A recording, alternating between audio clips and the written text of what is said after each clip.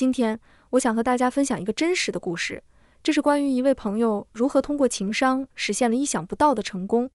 他曾面临重大的职业挑战，压力山大，差点要放弃。但是他没有选择逃避，而是学会了如何更好地认识和管理自己的情绪，最终不仅克服了挑战，还获得了卓越的成就。这个故事让我深刻体会到，每个人都有潜力达到自己的最佳状态，无论是个人还是组织。想想看，你是否也曾经体验过那种全神贯注、一切顺利的心流状态？那种感觉是不是让你感到既兴奋又满足？现在，请你跟我一起思考，如果有方法可以让我们更经常地进入并维持这种最佳状态，那会是什么样子？在我们追求卓越和持续成功的过程中，我们遇到了一本书，它不仅指引我们达到非凡的成就，更重要的是，它教会我们如何达到一种平衡和充实的生活。让我们一起深入探讨最佳状态，看看这本书如何启发我们实现个人和组织的卓越表现吧。在我们深入探索《最佳状态》这本书之前，让我们先来认识一下两位作者，丹尼尔·高曼和凯瑞切尔尼斯。丹尼尔·高曼，可能你已经非常熟悉了，他的名字几乎和情商这个概念绑定在一起。是的，就是那本改变了我们对情绪和智力认识的情商的作者。高曼博士不仅在心理学领域有着深远的影响，他还是情商应用于领导力和组织发展方面的先驱。另一位作者凯瑞切尔尼斯，虽然名气可能没有高曼那么响亮，但他在情商的研究和应用领域也是一位重量级人物。切尔尼斯教授不仅是情商领域的领先学者，也是在组织中推动情商实践的实战派。他们两位合作的最佳状态，可以说是集两人数十年研究和实践的智慧之作。通过阅读最佳状态，你不仅会发现如何提升个人的福祉和表现，还会学到如何在组织中培养出一种卓越的文化。这本书将带领我们一起探索，如何通过增强情商，无论在工作还是生活中，都能达到那种让人充满动力、高效率且深感满足的最佳状态。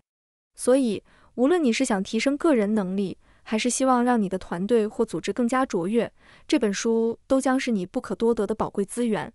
接下来，让我们一起深入这本书的核心讯息，看看它究竟有哪些实用的智慧等着我们去发掘。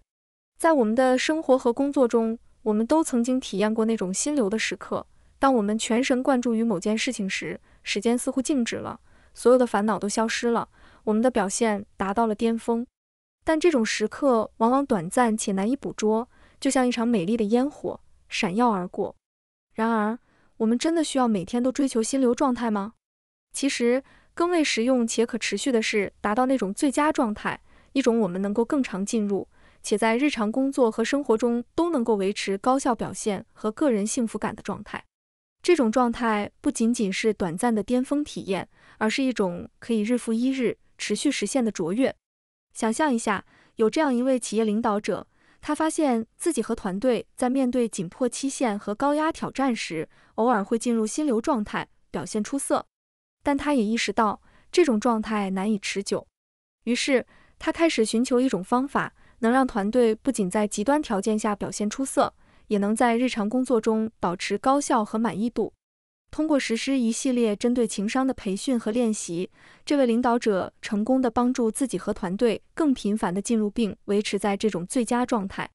这其中的关键就是学会如何认识和管理自己的情绪，如何在日常工作中创造条件，促进这种状态的出现。例如，通过定期的自我反思，设定清晰且具有挑战性的目标，保持正向的人际关系，以及培养弹性应对挫折，我们都可以学会如何更好地进入这种最佳状态。因此，达到最佳状态并非遥不可及。透过实践和学习，我们每个人都能在日常生活中找到那个让我们既高效又幸福的平衡点。让我们一起学习，一起成长，最终实现个人和组织的持续卓越吧。谈到情商，我们不能不提其基石，自我觉察。想一想，当我们了解自己的情绪，知道为什么会有这样的感受，这些情绪是如何影响我们的思考和行为的，这对我们来说意味着什么？其实，这正是自我觉察的魔力所在。它帮助我们认识到自己的情绪反应，从而更好地管理这些情绪，使我们能够更理性地做出决策，更有效地与他人沟通。最终达到我们的最佳状态。但你可能会问，我们如何能够增强自我觉察呢？其实，最佳状态中提供了一些非常实用的方法和练习，帮助我们深化对自己情绪的了解和认识。比如，通过记录情绪日记，我们不仅能追踪自己的情绪变化，还能反思导致这些变化的原因，从而更深入地理解自己。另外，冥想也是一个强大的工具。通过正念冥想，我们学会将注意力集中于当下的体验，无论是呼吸还是身体的感受。这不仅有助于我们放松和减压，也让我们更加敏感地察觉到自己的情绪和心理状态。此外，情绪计量表这个工具也很有帮助，它让我们能够给自己的情绪打标签，更清晰地认识和分类自己的情感体验。当我们开始给情绪贴上标签，我们其实在学习如何更精确地表达自己的感受，这对于提升情商至关重要。透过这些练习和反思，我们不仅能够增强对自己情绪的认识，还能够学会如何更好地管理这些情绪，使自己在生活中的每一步都更加稳健、自信。毕竟，当我们能够了解并掌控自己的情绪时，我们就已经在通往最佳状态的路上迈出了坚实的一步。了解自己的情绪是一回事，但真正管理好这些情绪，让它们成为我们成功道路上的加速器，而不是绊脚石，又是另外一回事了。好消息是，有很多策略和技巧可以帮助我们做到这一点。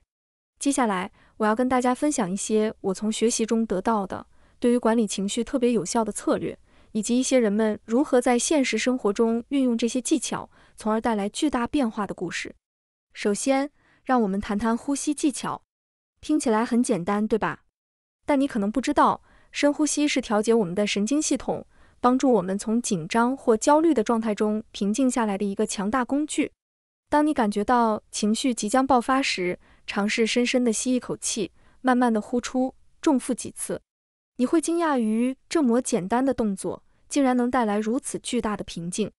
接着是认知重塑，这是一种改变我们对某些情绪触发事件认知的方法。举个例子，如果你在工作中遇到挫折，可能会自动想到我做不到。这时，认知重塑就是要挑战这种消极的自我对话，转而思考，这只是一次学习的机会。通过改变我们的思考方式，我们可以更有效地管理我们的情绪反应。还有建立个人系统来预防情绪劫持。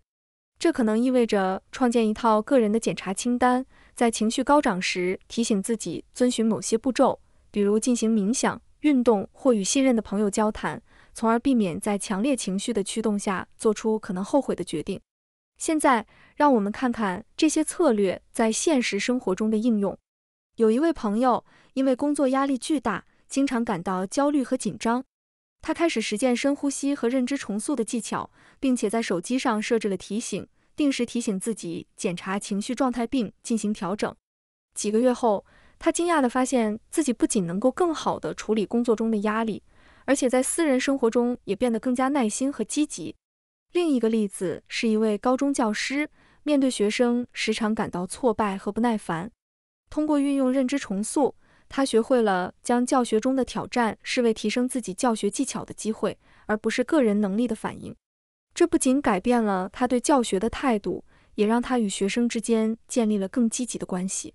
这些故事展示了，无论是在职场还是日常生活中，有效的情绪自我管理不仅可以帮助我们避免负面情绪的影响，还能促进我们的个人成长和发展。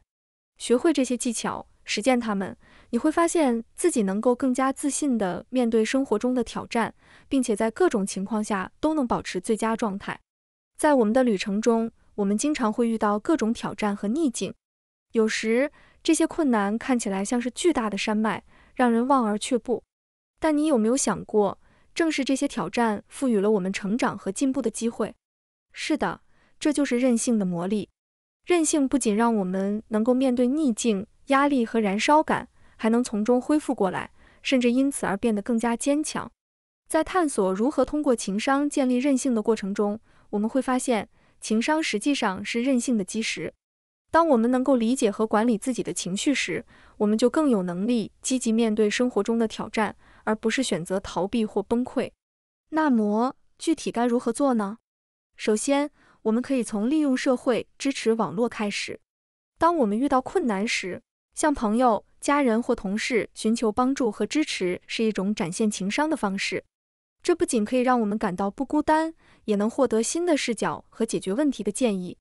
记住，强大的社会支持网络是我们韧性的重要来源。接着是练习乐观。乐观不意味着忽视问题或假装一切都好，而是在面对挑战时，选择专注于解决问题和寻找机会。这种态度可以帮助我们维持动力，并鼓励我们相信情况会有所改善。通过培养一种积极的心态，我们就能更好地应对逆境。此外，积极解决问题而不是逃避，是建立韧性的另一块基石。当我们遇到问题时，积极寻找解决方案，而不是避免面对，这种主动的态度能让我们从中学习并成长。记住，每一次克服挑战都是我们韧性增长的机会。想一想，当我们学会了如何有效管理自己的情绪，并且运用这些策略来面对生活中的逆境时，我们是不是就能在任何情况下都保持稳定，甚至变得更加坚韧不拔呢？这就是情商与韧性之间不可分割的联系。通过不断的练习这些策略，我们不仅能够建立起自己的韧性，还能帮助周围的人做到同样的事情，从而创造出一个更有韧性、更能够共同面对挑战的社会。让我们一起学习，一起成长，用我们的情商和韧性迎接生活中的每一个挑战吧。在我们这段情商的旅程中，如果说自我觉察和情绪管理是让我们在个人层面达到最佳状态的秘诀，那么同理心，或者说移情能力，则是我们在人际关系中发光发热的魔法。它不仅仅是理解他人情绪的能力，更是建立真诚连接、培养信任以及促进有效沟通的关键。想想看，在我们生活和工作的各个场合，有多少次是因为缺乏对他人情绪的理解和体贴，而导致沟通不畅或关系紧张？同理心就像是一把钥匙，打开了理解和连接的大门，让我们能够更深入地走进他人的世界，感受他们的感受，从而建立起更加坚固的人际关系网络。但你可能会问，我们如何能够发展和加强这种能力呢？事实上，有许多方法可以培养我们的同理心，让我们成为更加善解人意的听众、朋友和领导者。首先是积极聆听。当我们与人交谈时，真正的听不仅仅意味着用耳朵听，更重要的是用心去听。这意味着全神贯注地听对方说话，而不是在脑海中准备你的回应。积极聆听让对方感受到被重视和理解，这是建立信任和亲密关系的基础。其次是换位思考的练习，试着从他人的视角看问题，想象自己处于他们的情境中会有什么感受。这种练习不仅能增进我们对他人感受的理解，还能帮助我们在面对冲突或误解时，做出更加公正和同情的反应。最后，培养对他人经历和观点的好奇心也是非常重要的。当我们对他人保持好奇，我们自然会更加关心他们的故事，从而深化我们的同理心。通过问问题，展现兴趣，我们不仅能了解到更多关于他人的信息，也能展示我们对他们的尊重和关怀。想象一下，当我们都能够用同理心去理解和对待周围的人时，我们的人际关系会有多么和谐，我们的沟通会有多么有效。这不仅仅会让我们在个人层面感到满足和快乐，也会在我们的工作和社会生活中创造出一种更加积极、支持和包容的氛围。通过这些实践和练习，我们不仅能够提升自己的情商，还能在建立更加健康和谐的人际关系方面迈出坚实的步伐。让我们一起努力，成为那个懂得用心聆听、用爱交流的人，让我们的世界因为同理心而变得更加美好。透过探寻情感智力的深层意义，如果说个人的自我意识和自我管理构建了强大的内心世界，同理心则为我们与他人建立了桥梁，那么接下来要谈的就是如何将这些力量汇聚，指引团队和组织走向成功。是的，我们要聊的是情感智力在领导力和团队协作中的应用。情感智力的领导力不仅关乎决策和执行力，更关乎激发、激励和与团队成员建立深层次连接的能力。想象一位领导者，他不仅能准确识别并管理自己的情绪，还能敏锐地察觉到团队成员的情感需求，用恰当的方式响应。这种领导者能够创建一个充满信任、尊重和理解的工作环境，让每个人都能感受到自己的价值，从而全身心地投入到共同目标中去。在具体实践中，这种情感智力领导力体现在多个方面，比如在面对团队挑战或压力时，这位领导者不仅能保持冷静和乐观，还能通过自己的态度鼓励团队成员看到困难之中的机会，从而共同寻找解决方案。在日常工作中，他通过定期的沟通会议和个别谈话，了解团队成员的想法和感受，确保每个人都能在适合自己的位置上发光发热。而谈到团队，情感智力同样是促进团队凝聚力、协作和高效表现的关键。一个情感智力高的团队，不仅能在成员间建立深厚的信任感，还能在面对冲突和挑战时展现出更高的适应性和创造力。在这样的团队中，每个成员都能感受到自己的意见被重视，差异被尊重，共同目标清晰而具有吸引力。书中提到了一些团队因采用情感智力实践而蓬勃发展的实例。这些团队通过定期的情绪检查会，建立开放的沟通渠道，以及鼓励成员间的相互支持，创造了一个既高效又充满人文关怀的工作环境。这些实践不仅增强了团队的凝聚力，也提升了团队应对复杂问题的能力，使得团队能够在竞争激烈的环境中脱颖而出。所以，不管你是领导者还是团队成员，都可以从情感智力中找到提升自己和团队的灵感和策略。通过共同学习和实践情感智力的原则，我们不仅能够在个人层面达到最佳状态，也能带领团队和组织走向更加辉煌的未来。让我们一起努力，用情感智力点亮我们的工作和生活，创造一个更加和谐、高效的世界。在我们深入了解情感智力的过程中，我深深感受到了这本书带给我的启示和变化。记得有一次，我利用书中提到的同理心和积极聆听的技巧，帮助解决了一个长期困扰我的家庭争议。通过真正的理解对方的感受，不仅解决了问题，还让我们的关系更加紧密。这次经历让我深刻体会到，情感智力的提升远不止于个人成长，它在改善人际关系、增进团队合作中也有着不可估量的价值。这本书的洞见具有变革的潜力，无论是在个人层面还是团队、组织层面。它不仅为我们提供了理论框架，更重要的是，它通过实际案例和具体策略，展示了如何将这些原理应用到现实生活中，无论是通过增强自我意识、管理情绪，还是通过建立更有同理心的交流和更紧密的团队合作。最佳状态不仅是一本书，它更像是一份指南，引领我们在快节奏、高压力的现代生活中找到平衡，实现个人的最佳状态，同时促进团队和组织的卓越表现。这本书强调了情感智力对于个人成长和组织成功的重要性，提醒我们在追求成就的同时，也不要忽视了情感的力量和人际关系的价值。所以，如果你正寻求个人成长，希望提升自己的情感智力，或者你希望带领你的团队和组织走向更高的成就，那么这本书无疑会是你宝贵的资源。